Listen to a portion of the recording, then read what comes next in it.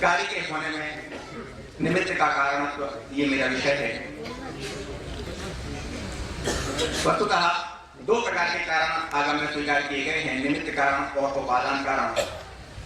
परिभाषाओं के डिटेल में जाए बिना, चूंकि परिभाषाएं हम सभी समझते ही हैं, सीधे मैं अपनी बात जो मुख्य रूप से प्रस्तुत करना चाहता हूं उस पर आता हूं। उपादान कारण को दूसरे शब्दों में निश्चय कारण, वास्तविक कारण या अंतरंग कारण भी कहते हैं, और निमित्त को व्यवहार कारण, उपचार कारण या बहिरंग कारण के रूप में भी जाना जाता है। तो वास्तविकता ये है कि वास्तविक कारण उपादान कारण है और निमित्त उपचारित कारण है। मैं न्याय की शब्दावली में उलझाए बिना न्याय की शैली में अपनी बात को रखना चाहूंगा कि निमित्त जो है वो वास्तविक कारण नहीं है, जबकि अधिकांश बहुलता ये पाई जाती है कि निमित्त को ही प्रधान करके और कारण का सर्वोसर्वा निमित्त को मान लिया जाता है। तो उस दिशा में निमित्त वास्तविक कारण नहीं है, वास्तविक कारण उपादान है। वो किस प्रकार से, किन तर्कों के माध्यम से ये बात सिद्ध होती है। जो द्रव्य स्वयं परिणमित होता है वह वस्तुतः कार्य का वास्तविक कारण है और वही द्रव्य उस कार्य का करता है। निमित्त चूंकि परद्रव्य है, परद्रव्य होने के कारण से वह स्वयं कार्य रूप परिणमित नहीं होता, इसलिए वह कार्य का वास्तविक कारण नहीं है। यह परिणमति सकर्ता, यह परिणामो भवेत् तत्कर्म या परिणति क्रिया सा त्रयमपि भिन्नं न वस्तुतया। कर्ता कर्मत्व के निर्धारण के लिए व्याप्य व्यापकपना होना बहुत जरूरी है। जहां व्याप्य व्यापकपना होता है वहां कर्ता कर्मत्व होता है, और व्याप्य व्यापकपना वही होता है जहां तादात्म्य संबंध होता है। तादात्म्य संबंध एक द्रव्य के अंदर ही होता है, इसलिए जहां तादात्म्य संबंध है ऐसे उपादान और उपादेय इनमें ही कर्ता कर्मपना वास्तविक रूप में घटित होता है। निमित्त परद्रव्य है, परद्रव्य होने के कारण से उसके साथ में कार्य का तादात्म्य संबंध नहीं है, इसलिए व्याप्य व्यापकपना नहीं है। व्याप्य व्यापकपना नहीं होने के कारण से निमित्त के साथ में वास्तविक रूप में निश्चय से कर्ता कर्मत्व या कारण कार्यत्व घटित नहीं होता। अब प्रश्न ये उत्पन्न होता है कि जब निमित्त वास्तविक कारण नहीं है तो फिर इसको इतना कारण, इसके कारणत्व पर इतना अधिक बल क्यों दिया जाता है? उसका कारण ये है कि कार्य जो है वो एक द्रव्य में होता है, उपादान उपादेय वो द्रव्य प्रत्याशक्ति के कारण से देखा जाता है। प्रत्याशक्ति, द्रव्य प्रत्याशक्ति का मतलब है एक द्रव्यपना, अभी एक द्रव्यपना।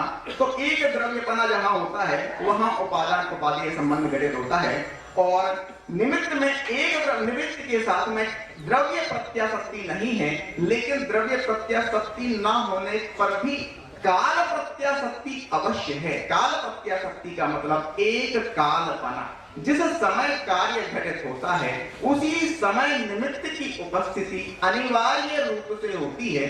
इसलिए निमित्त के होने के समय काल प्रत्याशक्ति अर्थात एक कालपना है। उस एक कालपने के कारण से बाह्य व्याप्य व्यापक संबंध मानते हुए और निमित्त को उपचार से या व्यवहार से कारण कहा गया है।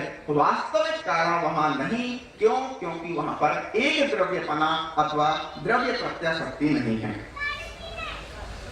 वस्तुतः कार्य रूप परिणमित होना यह द्रव्य की स्वयं की शक्ति है। जैसा कि द्रव्य का स्वरूप ही है, द्रव्य के अंदर द्रव्यत्व गुण होता है। उस द्रव्यत्व गुण के कारण से प्रत्येक द्रव्य द्रवित होता है। द्रवति इति द्रव्यम, द्रवित होता है, इसलिए वह स्वयं अपने कार्य को करेगा ही।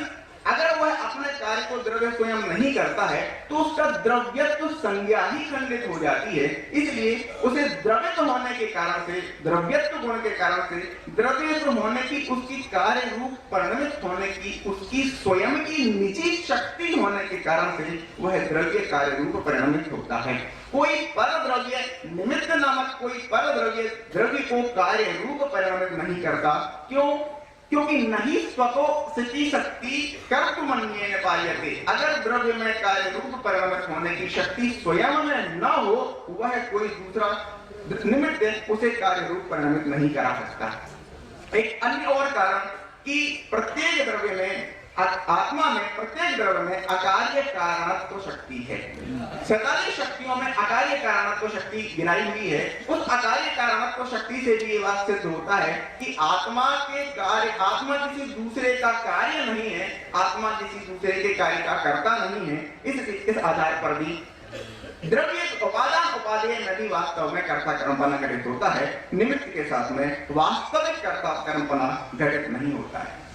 अब दूसरी अपेक्षा से हम इस बात पर चर्चा करें कि मान लीजिए जो निमित्त के कर्तृत्व का इतना अधिक बाहुल्य है, अगर हम निमित्त को कर्ता माने, उपादान को वास्तविक कर्ता मानने के बजाय निमित्त को हम वास्तविक कर्ता माने, तो क्या समस्याएं खड़ी होंगी, क्या आपत्तियां उत्पन्न होंगी, वो मैं आपको शॉर्ट में गिनाता हूं। वस्तु स्वातंत्र का सिद्धांत खंडित होता है। जैन दर्शन जिस मूलभूत बुनियाद पर खड़ा है, वस्तु स्वातंत्र और अकर्तावाद, वस्तु स्वातंत्र और अकर्तावाद का सिद्धांत खंडित होता है और प्रत्येक द्रव्य की पराधीनता का प्रसंग आता है अगर निमित्त को वास्तविक कारण मान लिया जाए तो। दूसरा, पुरुषार्थ के अभाव का भी प्रसंग आता है और पुरुषार्थ संबंधी उपदेश की निरर्थकता का प्रसंग आता है। 4 अभावों में अत्यंत अभाव के अभाव का भी प्रसंग आता है। एक और महत्वपूर्ण बात, यदि निमित्त से कार्य होता तो द्रव्य में पर्याय बाहर से आती और व्यय होने पर द्रव्य से बाहर निकलकर पर्याय निमित्त में चली जाती, इस प्रकार का प्रसंग आता। जब इस प्रकार द्रव्य में स्वयं पर्याय विहीनता का प्रसंग आता अगर निमित्त को वास्तविक कारण माना जाए तो। पौद्गलिक कर्म आत्मा को विकार कराते हैं और आत्मा का विकार पौद्गलिक कर्म का करता है, ऐसा मान लिया जाए तो संसार की अक्षयता का, शाश्वतता का प्रसंग आता है, मोक्ष के अभाव का प्रसंग आता है। पौद्गलिक कर्म जीव के गुणों का घात करता है, अगर ऐसा माना जाए तो पौद्गलिक कर्म के चेतनता का प्रसंग आता है, क्योंकि जाने बिना, ज्ञान के बिना वह जड़ पौद्गल कर्म आत्मा के स्वभाव का घात कैसे कर सकेगा। अगर पुद्गल को राग का कर्ता माना जाए तो राग का फल भी पुद्गल को ही भोगना चाहिए। ऐसे पुद्गल में भी पौद्गलिक कर्म में सुख दुख के फल प्राप्त होने का प्रसंग आता है।